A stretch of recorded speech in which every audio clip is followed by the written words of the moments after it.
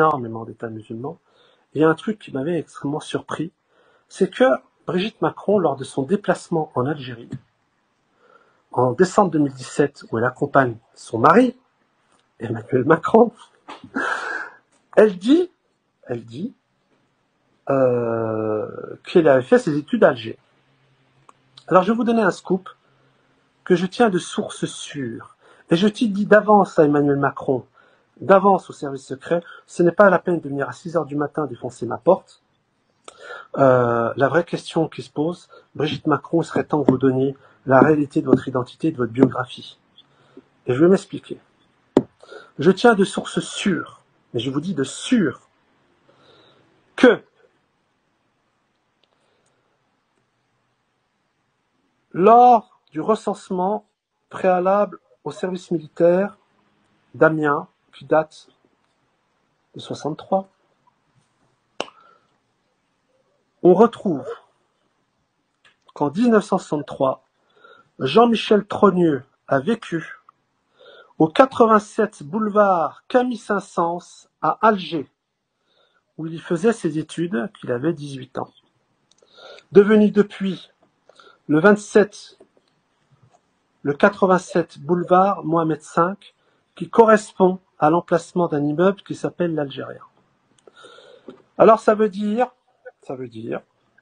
c'est incroyable. Au même endroit, il se retrouve. Il y a deux hypothèses. Deux choses l'une. Soit deux membres de la famille Trogneux ont fait leurs études au même moment, au même endroit, soit c'est une seule et même personne. Bien sûr. Et vous irez m'expliquer comment en 1963, une fille ou un jeune homme de la bourgeoisie catholique de droite de province fait ses études en Algérie. Je dis 1963. Oui. Tout le monde est parti en 62, c'est ce que les gens appelaient communément les pieds rouges, c'est-à-dire ceux qui faisaient du tourisme révolutionnaire. Donc, Jean-Michel Trogneux a vécu en 1963 au 87 boulevard Camille Saint-Saëns, Wow. où il faisait ses études. Brigitte Macron, en décembre 2017, en accompagnant son mari président, déclare qu'elle connaît bien Alger car elle y a fait ses études. Qui est qui? Est-ce que Brigitte Macron peut demain donner la preuve qu'il y avait deux membres de la famille Trogneux en Algérie qui faisaient leurs études? Et rappelez-vous le contexte, on est en 63.